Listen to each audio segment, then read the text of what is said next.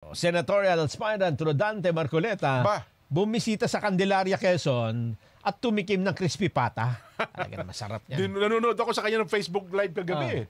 Dinuan, daming tao. Grabe. Halos kalahati ng Philippine Arena doon nagpuntahan eh. Sa Candelaria? Candelaria, parang ganun din karami. Pagkatapos, dumiretso ng Quezon? Second district ng ng Quezon eh. Ganun ba? Ang dami. Akala ko pa naman siyempre andun mga kalaban sa politika, di ba? Pero ganun pa man dinumog ng tao si Kong Dante. Bakit doon napunta? Di ba nakapag-ikot na siya sa Quezon? Motorcade lang nung nakaraan. Ito talagang humimpil sila doon. Ganun ba? Galing. Kumain ng crispy pata?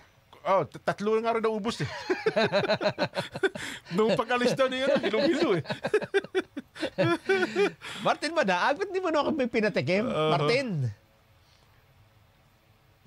Masaya at mainit na sinalubong si aspirant candidate sa Rodante Marcoleta sa bayan ng Candelaria, Quezon ng mga taga-suporta nito ng mga transport group, vendors, barangay association at ilang pang individual mula sa ikalawang distrito ng probinsya ng Quezon na kinabibilangan ng mga taga-bayan ng Candelaria, Yaong, Sariaya, Dolores at San Antonio. Ipinahayag ni Vice Mayor Macario Maki Bonggaling na tumatakbong muli bilang alkalde ng bayan ng Candelaria na kaya niya sinusuportahan sa aspirant candidates Marcoleta dahil sa husay at galing ito bilang mababatas noon, kaya marapat lamang dalhin ito sa Senado. Walang nagudyok sa akin.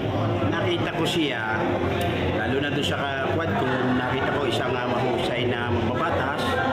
At nung nabalita ko na siya ay papalahod sa politika bilang senador, isa ka dito sa nagustuhan ko na samahan si Senador Dante Marcoleta. Wala umanong masabi senatorial candidates Rodante Marcoleta sa mainit na pagsuporta sa kanya ng mga taga-segunda distrito sa probinsyang ito. Talagang nakatutuwa.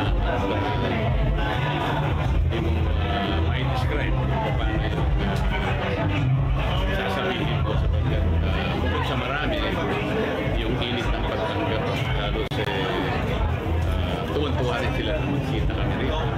Martin Banaag para sa 100% Balita.